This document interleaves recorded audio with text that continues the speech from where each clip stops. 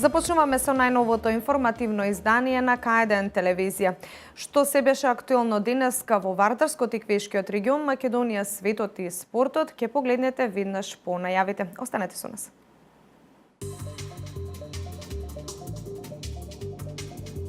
Митко Јанчев е новиот градоначалник на Кавадарци.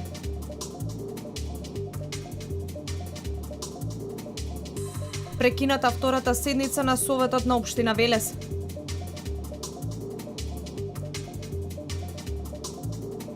Со промоција на романот Другата Марта од Горијан Петревски завршија 50-тите детски рацинови средби.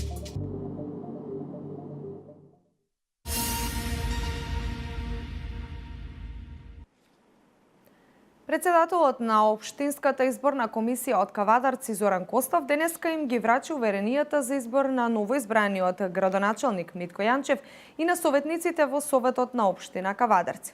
Градскиот совет ќе го сочинуваат 19 советници, од кои 9 се од СДСМ, 8 од ВМРО ДПМН, 1 од ГРОМ и 1 од независната листа на советници. Во општинската сала во Кавадарци денеска беа врачени уверенијата за избор на градоначалник и советници во градскиот совет.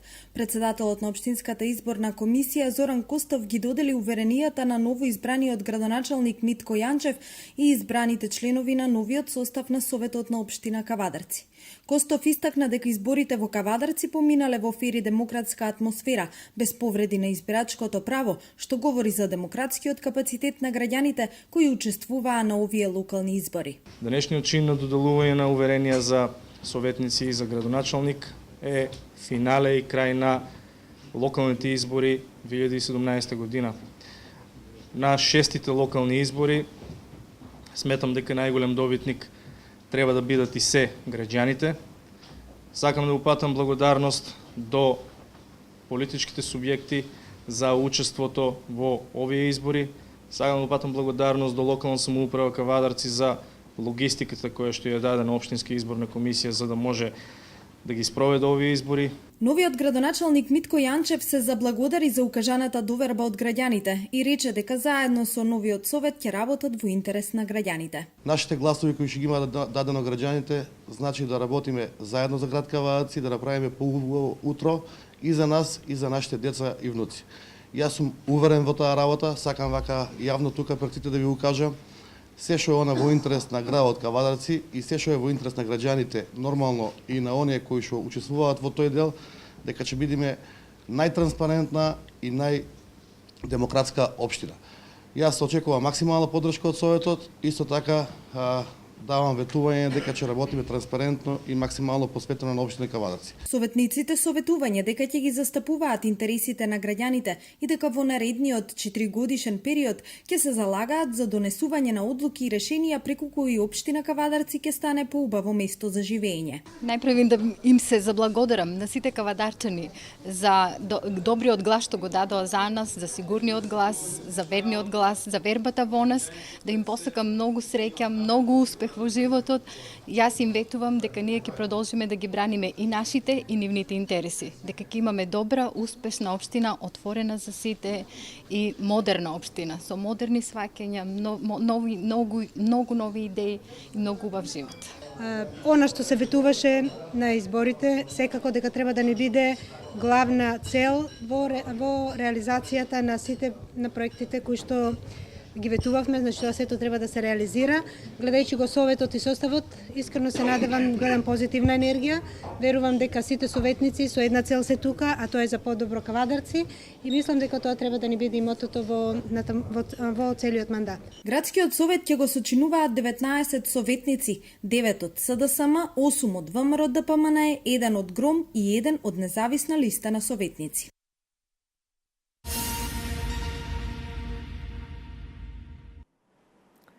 Митко Јанчев е новиот градоначалник на Кавадарци. Тој денеска оваа функција превзема од претходниот градоначалник Александар Панов. По примопредавањето, Јанчев рече дека ќе работи во интерес на општината и ќе оправда довербата дадена од граѓаните. Новоизбраниот градоначалник на Кавадарци Митко Јанчев денеска официјално седна на градоначалничката фотелја. Стапи на голема функција со голема одговорност, за која кавадарчани очекуваат продуктивна работа во наредните 4 години како татко на градот. Како увертира на ова предходеше примопредавањето од страна на претходниот градоначалник Александар Панов, кој му ја предаде функцијата и му посака успех во водењето на општината. Со мирно срце, со голем мерак ја предавам ова моја функција на човекот во кој што верувам многу, човек кој што беше надворешен соработник мој и кој што на неколку пати се покажа како вистински мој избор кога беше изградбата на црквата, изградбата на плоштадот, со неговата општествена одговорност како компанија, така и како председател на регионалната стопанска комора, што остави еден посебен белег за Кавадарци за разлика од многу други градови. Јанчев му се заблагодари на Панов и за се она што го направи за градот и граѓаните, справувајќи се со сите предизвици. Истовремено вети дека ќе биде градоначалник за сите граѓани во општина Кавадарци, без разлика на нивната етничка, политичка и верска припадност. Тој се заблагодари и на претходниот совет, а од идните советници се надева на транспарентна и одговорна соработка, единствена сплотеност за реализација на планираните проекти. Во она што значи општина Кавадарци, јас доволно ја познавам општина Кавадарци, имам учествувано во повеќе јавни ситуации, односно општествено одговорни работи. Финансовата конструкција во општината точно не ја знам, меѓутоа со она што значи моје доаѓање и заедно со финансиски ревизиски извештаи ќе направиме, каде што точно ќе знаеме финансовата конструкција и можете на општината се она што значи кажување од Александар Панов и од структурите на финансите на општината, така дека е во една завидна добра состојба, меѓутоа во точна кондиција за да ги реализираме проекти, се она што значи иден градоначалник мора да знаеме подолната точка и она наша завршна точка. Јанчев по превземањето на функцијата рече дека ќе работи во интерес на општината и ќе ја оправда довербата дадена од граѓаните.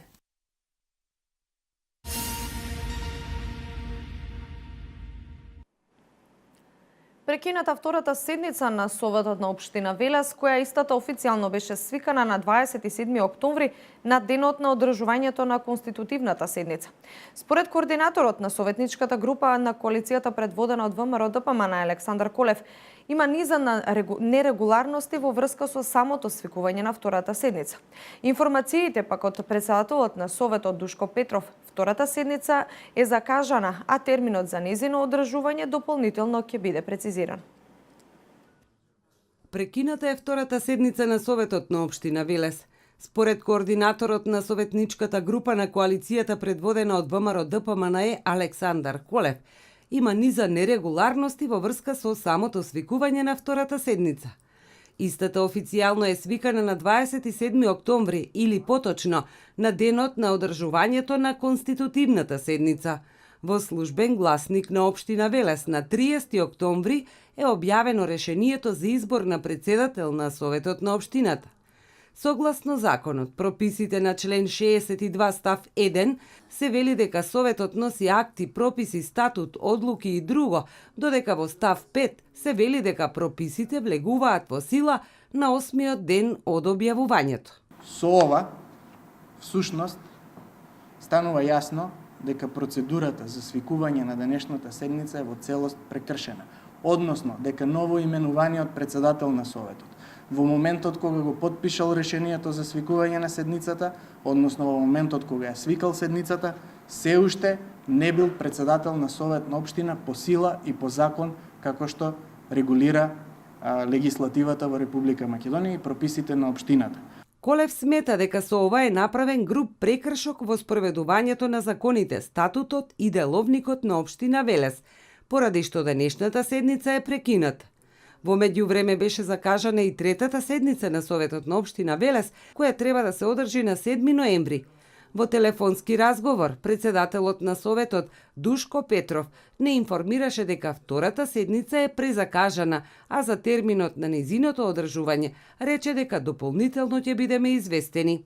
Инаку Александар Колев реагираше и на неприсуство на телевизиски камери на втората седница на Советот на општина Велес и упати прашање зошто е тоа така.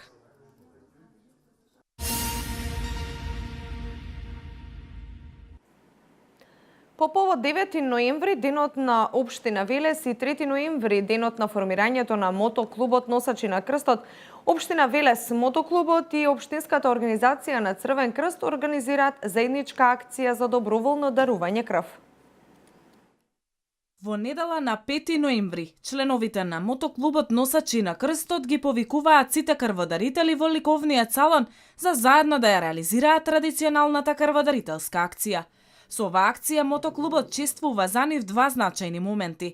9 ноември ослободувањето на Велес, но и 3 ноември денот на формирањето на мотоклубот Носачи на крстот. Со овој традиционално хуманитарен настан, кој е и дел од самата роденденска прослава на мотоклубот Носачи на крстот, а подпомогнат од општина Велес, истовремено го одбележуваме и 9 ноември, ослободувањето на Велес, со посредство се разбира на Црвениот крст од нашиот град. Самата акција има проширена хуманитарна дејност, така да покрај дарување на крв ќе собираме и стара облека, па ета можност, повелете, дојдете и на некаков начин запишете се во армијата на хумани луѓе. Покрај Носачи на крстот, како организатори на акцијата се јавуваат и општина Велес и општинската организација на Црвен крст. Истата е дел од манифестациите со која градот чествува 73 години од ослободувањето.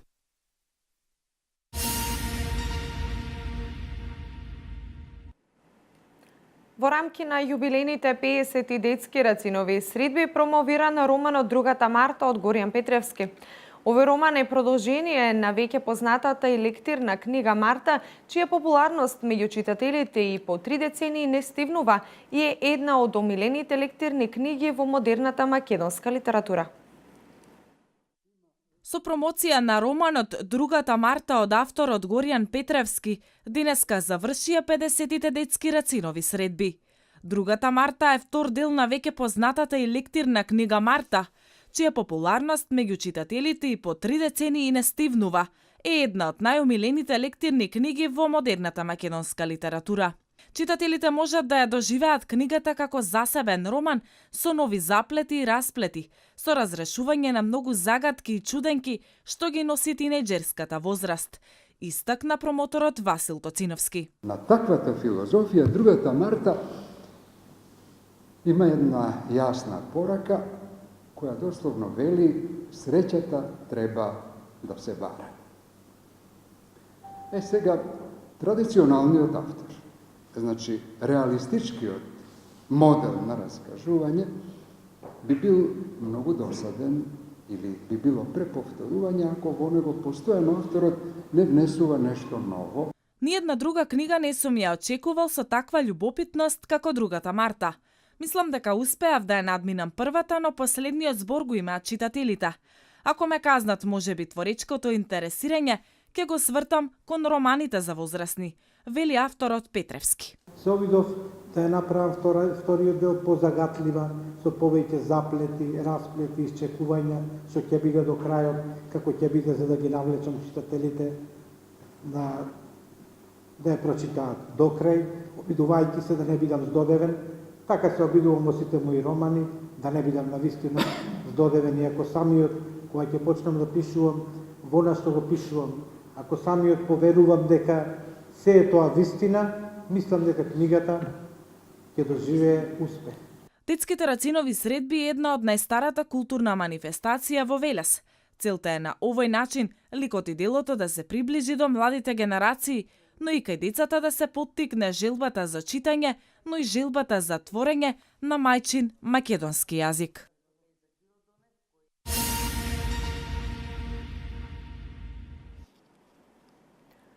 Унијата на млади сили на ВМРО ДПМН Велес ја продолжува традицијата на организирање на манифестацијата Ораторска вечер, посветена на деецот на македонската борба Петар Попарсов. Велес по 9-ти пат е домаќин на млади оратори од цела Македонија, а темата е со наслов Македонија исправена пред предизвикот на сегашноста. Темата на Ораторската вечер е Македонија исправена пред предизвиците на сегашност. На истата тема, оваа година имаме пријавено 7 млади оратори, меѓу кои Велес, градот Куманово и Македонски Брод. Секоја година, покрај учесници од градот Велес, имаме и од останатите градови. Оваа година можем да кажем дека говорите кои што ги испратија учесниците се феноменални. Верувам дека комисијата која што ќе одлучува за победничките места дека ќе има многу тешка задача.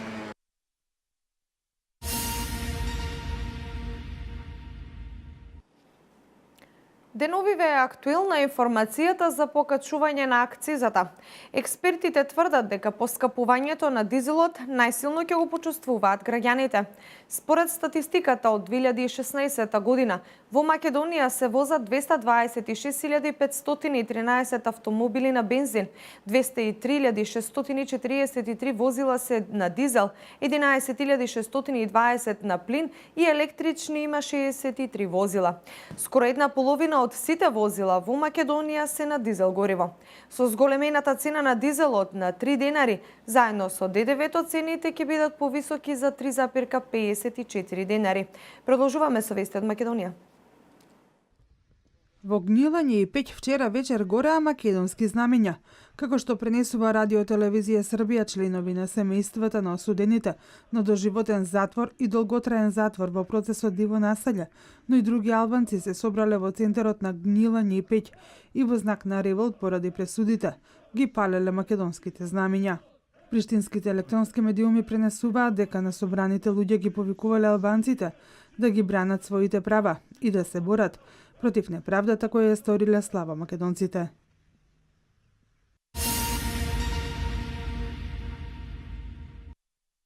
Министерството за надворешни работи изразува жалење и осуда на вчерашниот чин на палење на македонското знаме од страна на припадници на навивачката група во Пеќ и Gnjilanje, Република Косово. Очекуваме дека надлежните косовски служби ќе преземат активности за утврдување на одговорност на сторителите, се наведува во реакцијата на МНР испратена до МИА. Во знак на протест поради одлуката на Скопскиот кривичен суд за осудата на 8 членови на така наречената Кумановска група на доживотни казни затвор, синоќа во косовските градови Gnjilanje и Пеќ јавно беа запалени знамењата на Република Македонија, јави Српската државна телевизија.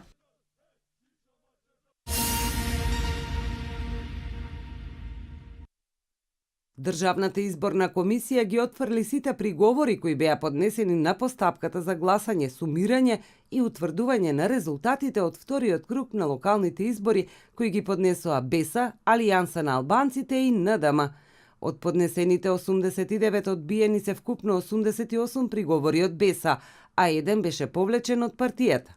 Отфрлени се и сите 13 приговори поднесени од Алијанса за албанците, како и приговорот на НДМ. Приговорите на БЕСА и на Алијансата за албанците ДИК ги отфрли како неосновани, додека приговорот на НДМ е отфрлен како неуреден. Против одлуката на ДИК може да се поднесе тужба до Управниот суд во рок од 24 часа од приемот на решението. Управниот суд на Република Македонија пак по жалбата е должен да донесе одлука во рок од 48 часа по нејзиниот прием. Одлуките на Управниот суд се конечни.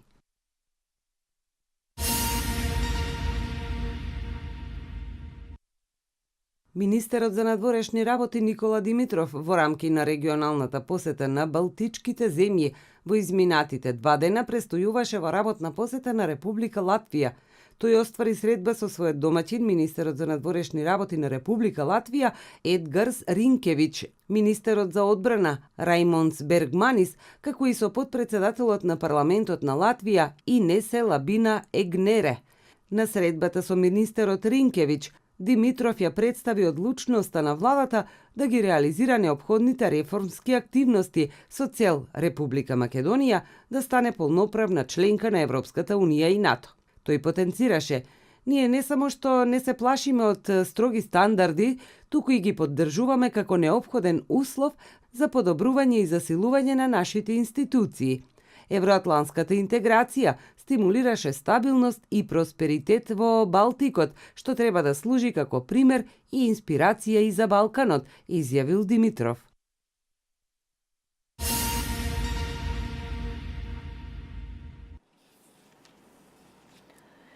Во Италија е запленато повеќе од 24 милиони апчиња синтетички опијат, чија вредност се проценува на 50 милиони евра. Овие опијати екстремистите на Исламската држава планирале да ги продадат за да ги финансираат нападите ширум светот, соопшти италијанските официјални лица. Продолжуваме со вести од светот. Шпанскиот врховен суд издаде европска потерница за апсење на разрешениот председател на регионалната влада на Каталонија, Карлес Пучдемон. Ова го соопшти неговиот адвокат Пол Бекер. Што туку добив вест за мојот клиент, дека налогот за апсење на вистина е издаден и за 4 министри во Белгија.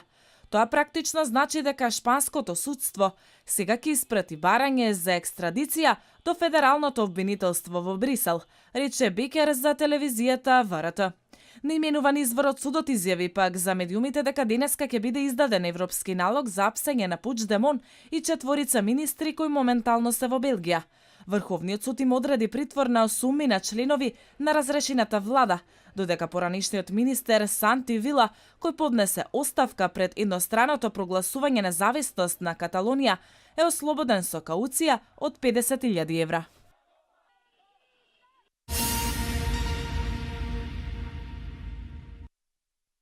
Силна експлозија одекнала рано изутрина во објектот на ноќниот клуб Бабел во центарот на шведскиот град Малме, соопштија тамошните власти. Влезот на Бабел клубот е целосно разурнат и засега нема информации за евентуално повредени лица. Ова го потврди и очевидец на настанот кој што напише на Твитер дека пред ноќниот клуб одекнала бомба. Областа со часови била блокирана откако полицајци и припадници на единицата за спречување и деактивирање бомби. Експлозијата се слушнала во поголемиот дел од градот. Во моментов не знаеме што ја предизвика експлозијата, знаеме само дека предизвика голема материјална штета, изјави официјален полициски представник. Полицијата е во потрага по сведок од настанот кој би ги потврдил тврдењата дека бил забележан маж на мотор како брзо заминува од пред клубот непосредно пред експлозијата.